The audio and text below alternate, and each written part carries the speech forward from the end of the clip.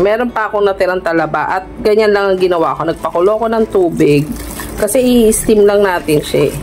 So, nagpakulo tayo ng tubig. Ganyan lang ang ginagawa ko sa talaba. At bubuka na yan. Bubuka na ang talaba. So, ganyan lang guys. Yan. Hayaan nyo lang yan munang ma-steam dyan. Mababad sa bagong kulong tubig. Ayan, nagpakulo ako. Hayaan nyo lang muna siya dyan. Let it sit for 2 to 3 minutes. Huwag naman masyado matagal. So, ayan. Galing kasing ref yan eh. Ni-ref ko siya. Pero, luto na siya nung ni-ref ko siya. So, ito. Pangalawang ano ko na lang yan. Kasi, pangalawang ganyan ko na lang yan. Kasi galing ref. So, medyo malamig-lamig siya. So, ayan. Binantuan natin siya ng kumukulong tubig. So, hayaan lang muna natin. Kasi nga, parang steam nga ang gagawin natin. So, isit muna natin siya ng ilang minuto. Teka lang guys, hindi ko makuha ang ayan. Okay, so lagyan lang natin siya ng takip. Mag-i-steam yan dyan ng sarili niya. Ayan, nakikita nyo.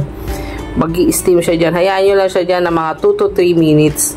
Okay, tapos pwede na siyang kainin. So, yun lang guys. Pa-like, pa-follow, pa-subscribe. Thank you for watching. Guys.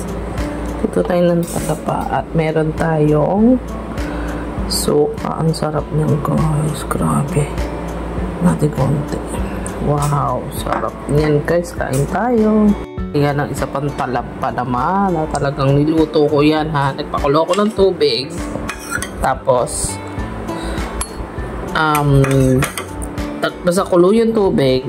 Nilagay ko dito guys. Yan, nilagay ko dyan. Nagpakulo ko ng tubig, nilagay ko dyan, hindi ko yung niluto. Nagpakulo ko ng tubig dun sa water heater namin, tapos binuhos ko dyan. So, ayan, na-steam na siya dyan at bumuka na siya. Pag ganyan bumuka na siya, okay na yan. Luto na yan. Ayan, bumubuka na. Ayan, oh.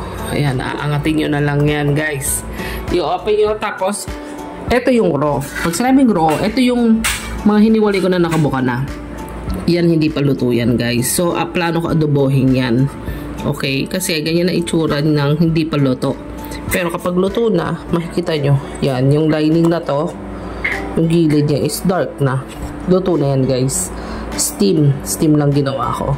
So, pag ganyan, ayan guys, ayan na. Pag ganyan naging itim na yan, yan, nakikita niyo yan guys. Luto na yan. Unlike dito, raw, ayan siya. Di pa siya ganun, di ba guys? O, raw pa yan. Halata naman. Hilaw pa. So, may plano akong ano to, adobohin. Ayan o, ganyan na itsura pa niya. So, ayan, medyo, ayan na. Nag-o-open ako guys. At ang sarap naman din. Ayan, meron akong palagana dito. Malinis yan. So, ayan, pinaglagyan ko ng mga shells ng kinain kong talaba. At ang talaba na to binili lang namin dyan sa Malabon. Usually namimili kami, sorry do sa mga ano, namimili kami, nilinis ko na yan pero still meron pa rin nakukuha ngayong, lalo na yung pagitan ng mga ganito, yung antag dito, ayan yung pag minatuklap ka dyan na dalawa sila sa isang shell. Saan na ba yun? May sample ako dito eh. Namimili ako nito sa Malabon. So, ganitong oras, mga gabi na. Ayan, kagaya yan, no? Maputik tuloy. Ayan, naging maputik sa akin. Kasi pag na-open, minsan may dumi. May dumi pa. Pero nilinis ko na ng mabuti yan, guys. Talagang, meron talaga mga nakakalusot pa na spot kagaya rito. Kasi naka-attach siya dun sa isang shell. Magkadikit sila. So, pag tuklap, ayun, maputik. So, yun, kaya madumi. Pero, again, ito ang laman niya. Kaya nga iba, bago kumain, binubuhusan nila nung parang meron silang pambuhos sa tubig. Okay naman yun guys. Para sa hilaw. Pero ako to, since ito kasi, nagpakulo ko ng mainit na tubig, binuhusan ko yung shell. At ayan, bumukas naman. Ayan, meron pa nga isa pang part dito yan eh. Bumukas. Aanihin ko na lang siya sa suka.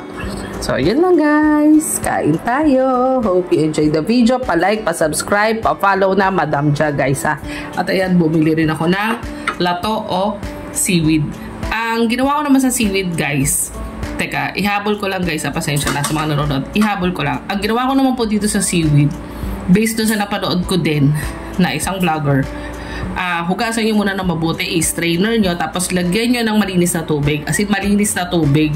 Kung meron kayong filtered water, sige yun na ilagay nyo, wag tap water ha. filtered water, yung malinis ng tubig na iniinom, yung ready to drink. Ayun. So, pag nalagyan nyo na siya, ilubog nyo na siya na ganyan, lagyan nyo ng 1 teaspoon salt, pwedeng iodized salt or rock salt, and then 2 kutsarita ng vinegar. So, ang ginamit ko is yung plain white vinegar. Ayan, si Dato Puti lang. So, naglagay ako dyan. Tapos, hayaan mo lang siya ng 3 to 5 minutes. Matatanggalan lansa niya at masarap na siya. Ready to eat na siya, guys. So, yun lang. Ito, gagawin ko pa tong adobo. Adobong talaba. So, yung ibang hindi ko makakain ngayon mismo, adobohin ko tapos lalagay ko sa ref. So, preserved na siya. So, pwede ko na siyang lantakan tomorrow. So, yun lang, guys. So, ayan, plano kong lagyan ng oyster sauce yan. Adobo. Okay? At ito naman is steam. So, siguro tama na to. Last ko na to. Tong shell na to. At yung iba dyan, i-open ko lang yung adobohin ko na. Kasi hindi ko siya pwede iwan na ganyan dahil luto na siya, baka masira. Kawawa naman si Daddy Joey, si Boss Joey kapag kinain niya. So, mabuti ng adobo at safe yun, guys. Kasi napakuluan sa suka, toyo. Lagyan nyo ng oyster. Lagyan nyo na rin. Bahala kayo. Preference nyo. Ako naglalagay pa ako ng konting salt para masarap. So, yun lang, guys. Bye-bye. Pa-subscribe, guys, ha. Pa-subscribe, pa-follow, pa-like na ng page. Maraming salamat.